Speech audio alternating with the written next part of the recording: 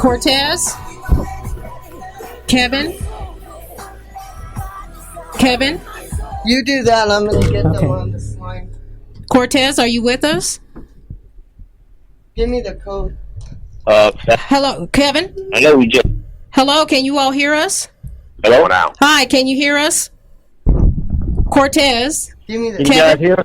Well, we supposed to talk. Well, we can hear you just fine. Can you all not hear us? Yeah, I hear echo.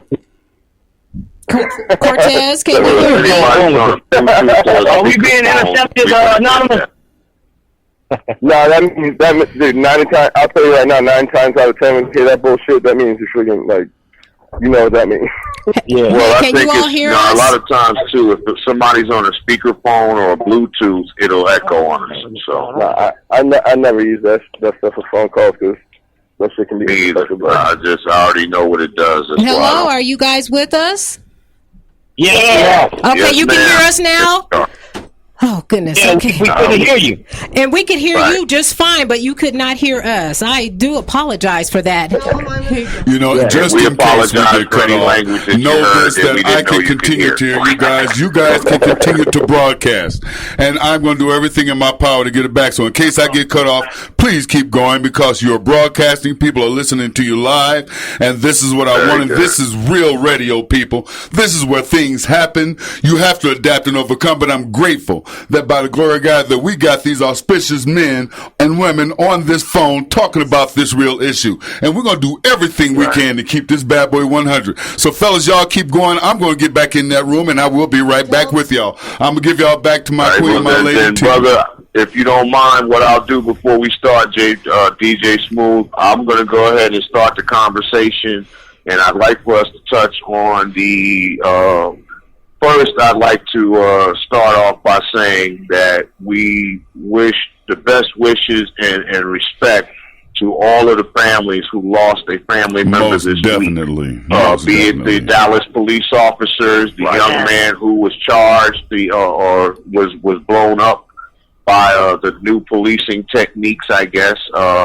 And also the families of Alton Sterling and, I'm sorry, the last name, Philandro Castillo. Right. And also the other two that I've recently read about that happened recently, and any of the people who've been affected by this, and I think we all have been.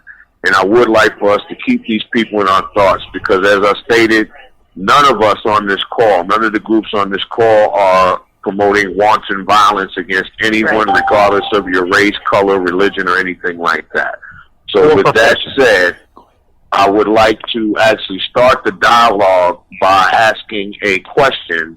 And this question was a question that was brought up by my brother, Sam Andrews. Actually, Sam, I would prefer to let you have that first question. I want you to ask it, and I would like for Chief Ayers to be the first one to answer the question. Sam, if you would, go ahead and ask that question. Hello, everybody. This is Sam Andrews. I've been working in law enforcement and special operations training for 3 decades.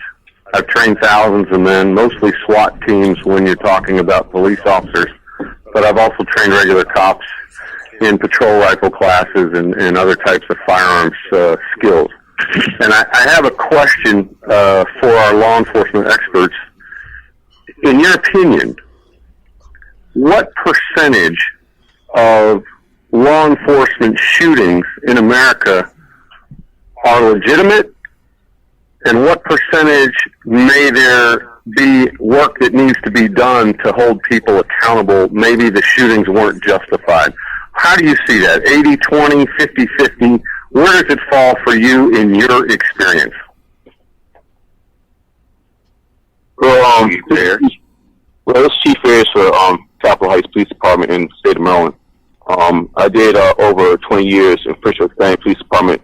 It's one of the 13th largest police departments in the nation. I don't like to give numbers because numbers are not accurate unless I have all the proof. But what I can say is we do have problems with training issues across the country, with police officers not being well trained. I have a good perspective of everything because I've come from a larger police department and now I lead a small police department. So I can see on both sides where some of the issues are coming from. But I think to answer your question, it is a whole lot of shootings that are questionable and that needs to be corrected by training, also making sure that we pick the right people, and also addressing mental issues with the police department and police officers that go through a lot of stress for situations through the course of their career. And I think it should be a mandatory mental screening of officers on a yearly basis. So there's a lot of things we want to discuss in this dialogue that I think is going to help us out to come to some kind of free way to the right way to train people and get officers doing the right thing. Amen. All right. Okay, but with respect to the question, what, in your personal opinion, is the amount of what percentage do you think personally were justified versus unjustified? I couldn't really give you a number. I know for a fact there's more than enough. I mean, like I said, it's the point where it's a lot of shootings that occur that is not even documented. There's a lot of things that has occurred that, we're not sure of, or things that's been covered up.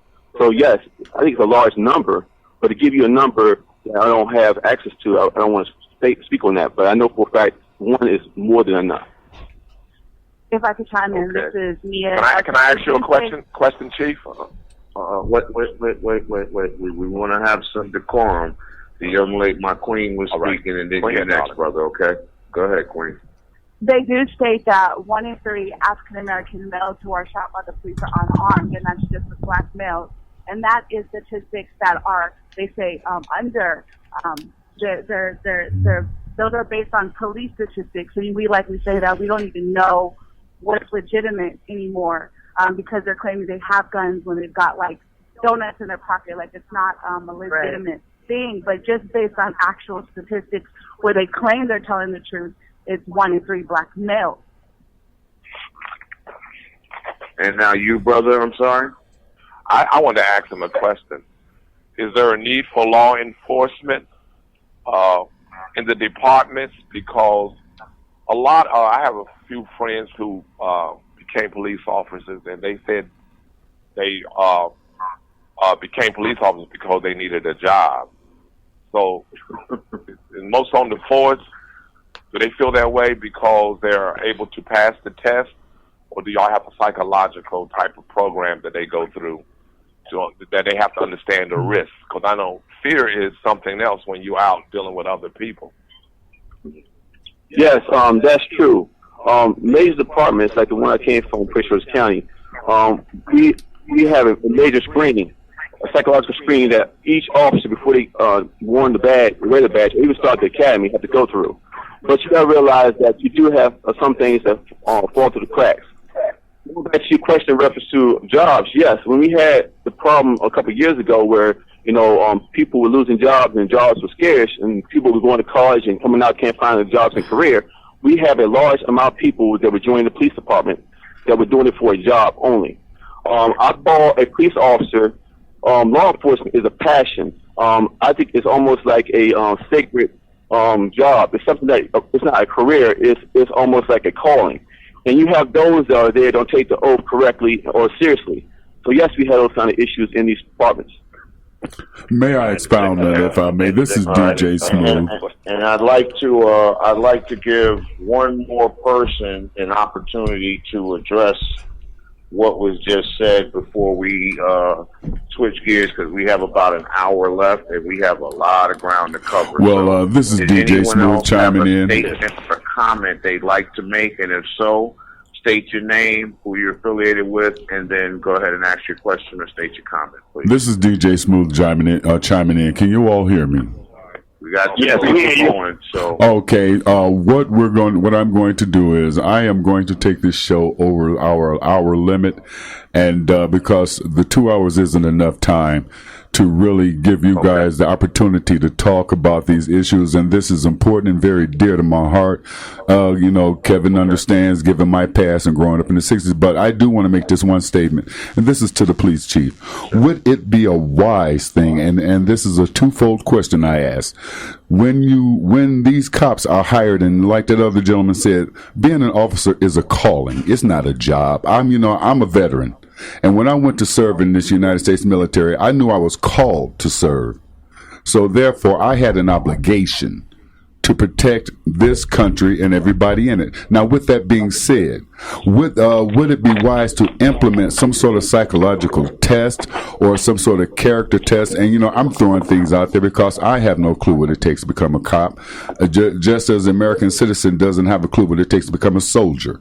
But nonetheless, would it be wise to institute some sort of psychological profile, some sort of background, go in depth into the character and morale or morals of this officer, be it male, female, black, white, Asian, Latino, I don't care, because we're all human, and then there's everything else. That's my question to you.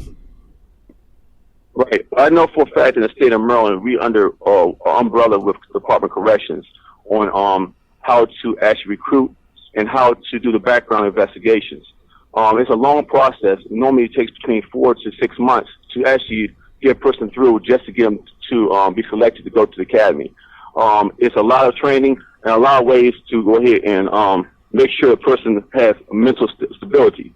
They go out to people's home fronts. They interview their teachers. They interview their other employers. They interview their family members to make sure this person can handle the stressful situations that officers go through. But you got to realize that some of these activities that a large police departments that small ones go through are something that normal people don't see. And some of the same kind of problems that people coming back from the war are having, we see it. I have seen death at an alarming rate. I have seen people beheaded. I have seen people shot, commit suicide, blowing their brains out. I've seen children being molested. I've seen domestic violence at a higher rate. So we start seeing this stuff constantly. A normal person doesn't see all this death and disorder at one point. And I'm not making excuses for no one, because that's something that we as chiefs of police and leadership should understand this and make sure we take care of our home front by making sure our officers are straight before they go on the street.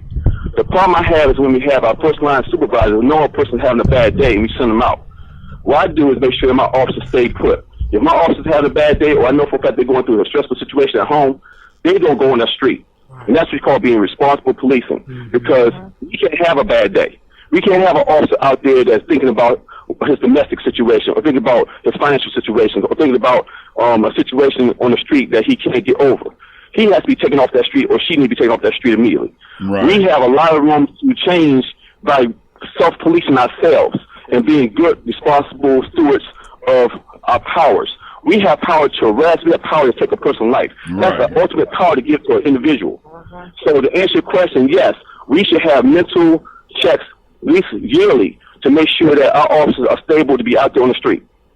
Sir, I would like to also interject. It seems to me what also needs to be implemented is maybe a quarterly kind of meetings to bring morale up, and not where people are being made to feel like there's something wrong with them, but to be praised for their job, and as well as a support, where they can all come together and have counseling where they're not, because a lot of times, like my dad had PTSD. He was a sniper in Vietnam.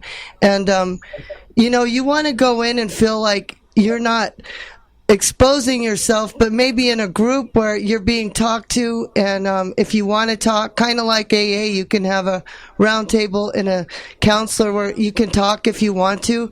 If you don't, you don't have to. But at least you feel some... you have like a safe place that you can go, right? To talk and therapy. Exactly, right. Like a therapy type thing. Because this isn't a normal situation, and it's one thing to go get tested, and it's another thing, like you said, that when you're on the front line. And I have a friend who's on SWAT, and they had a pedophile, and he stabbed himself 100 times, and we were all happy about that because I do comedy, so I got to throw that in there and lighten it up a second. But when it's serious, and you're seeing all these things. That's not something you're going to know in a test.